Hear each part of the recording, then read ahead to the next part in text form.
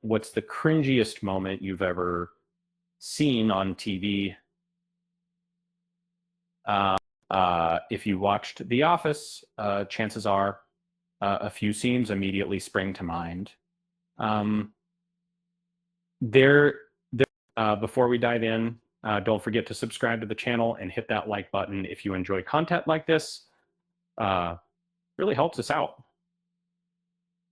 Uh, Now, let's talk about The Office.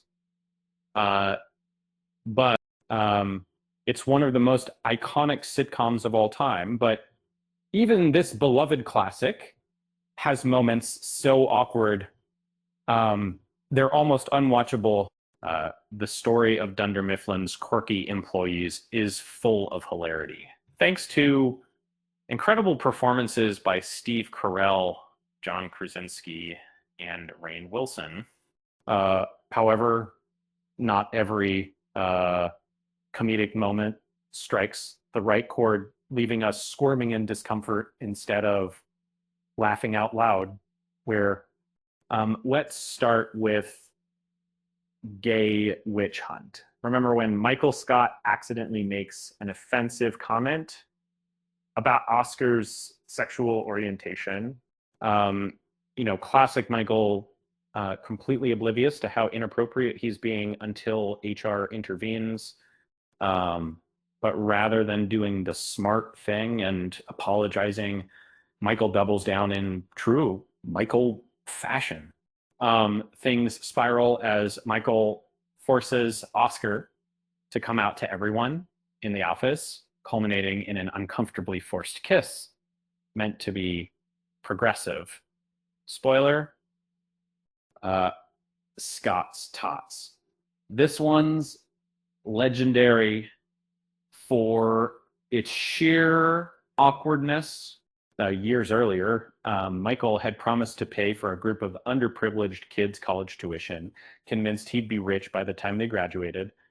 No, if he promise his sentence started like eventually liking my mother, watching him break the news to the kids and seeing their devastated reactions is enough to make you want to crawl under a blanket and never come out. Finally, we arrive at the pinnacle of The Office dinner party.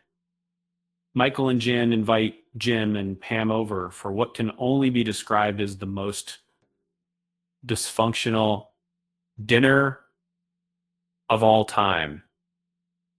Between Jan's passive-aggressive digs at Michael, her obsession with a former assistant turned flame, and Michael's desperate attempts to salvage some pride, it's an absolute train wreck. And yet, you can't stop watching Booms,